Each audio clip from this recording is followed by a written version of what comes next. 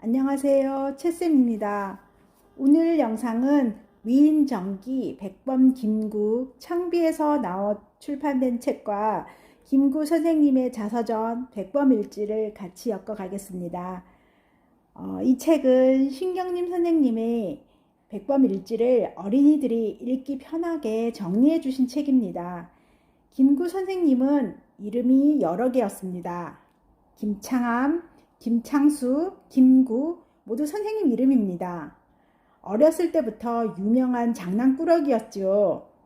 멀쩡한 아버지 숟가락 분질러서 엿바꿔 먹은 것, 아버지가 감춰둔 돈 엽전 20냥을 허리에 차고 떡 사 먹으러 가다 들킨 것, 시냇물에다 빨강 파랑 물감 풀어놓은 것 등 이런 장난꾸러기 선생님이 공부를 해서 양반이 되어 보겠다고 결심하시고는 아주 열심히 공부했답니다.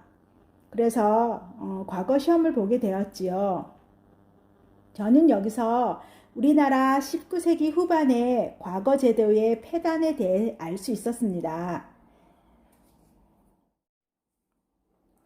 이 무렵엔 글 잘하는 이에게 돈을 주어 글을 대신 찍게 해서 과거를 보는 일은 누구나 하는 짓이었다.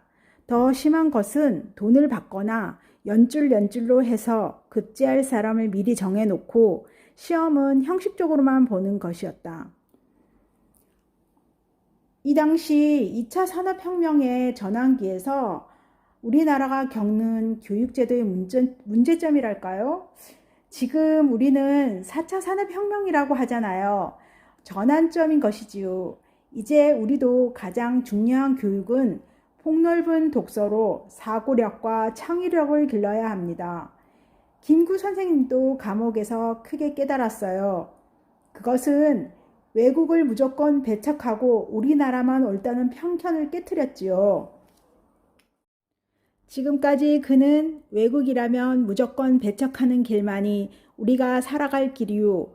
세상에 옳은 사람이 사는 길이 있는 나라는 오직 우리나라뿐이라고 생각했지만 이것이 틀린 생각이란 것도 알게 되었다. 그리고 그는 지금 우리나라에서 가장 필요한 것은 백성이 저마다 배우는 일이라는 것도 깨달았다. 그렇게 해야만 나라가 부강해지고 다른 나라와 어깨를 나란히 하여 살아갈 길을 얻게 되리라고 그는 생각하게 되었다.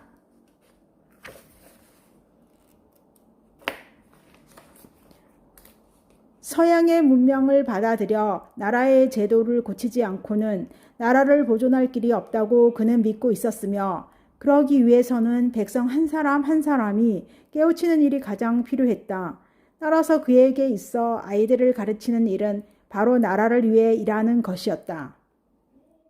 김구 선생님의 어머님도 훌륭하십니다. 감옥에 있을 때마다 옥바라지로 고생하셨는데도 이렇게 말씀하십니다. 나는 내가 경기감사가 된 것보다도 더 기쁘게 생각한다. 너는 이제 나 하나의 아들이 아니라 이 나라의 아들이다.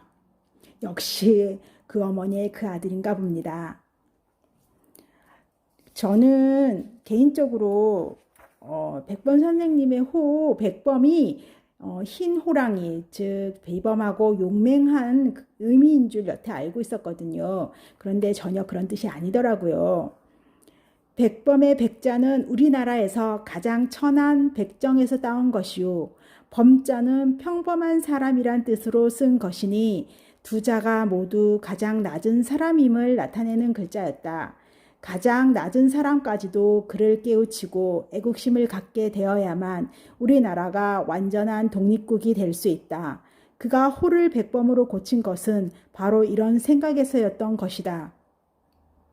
또 우리가 잘 알고 있는 유명한 일화가 있지요.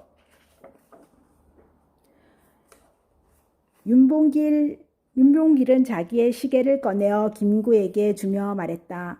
이 시계는 어제 한인 애국단 입단 선서식을 마치고 선생님 말씀대로 6원을 주고 산 시계입니다.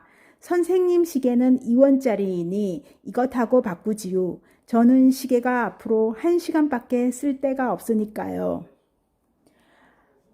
백범 김구 선생님의 자서전을 읽으니 각오가 새로워집니다.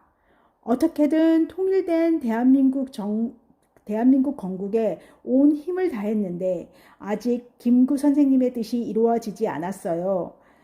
저 어렸을 때는 우리의 소원은 통일이라고 노래까지 불렀는데 요즘은 많이 흐려진 것 같아요. 이 땅의 자유와 평화를 지키기 위해 많은 희생을 하신 선조들에게 부끄럽지 않게 우리도 이 대한민국을 자유와 평화의 부강한 나라를 만들어 가야겠지요. 이 땅의 독립을 위해 희생하신 모든 분들께 감사를 드립니다. 감사합니다.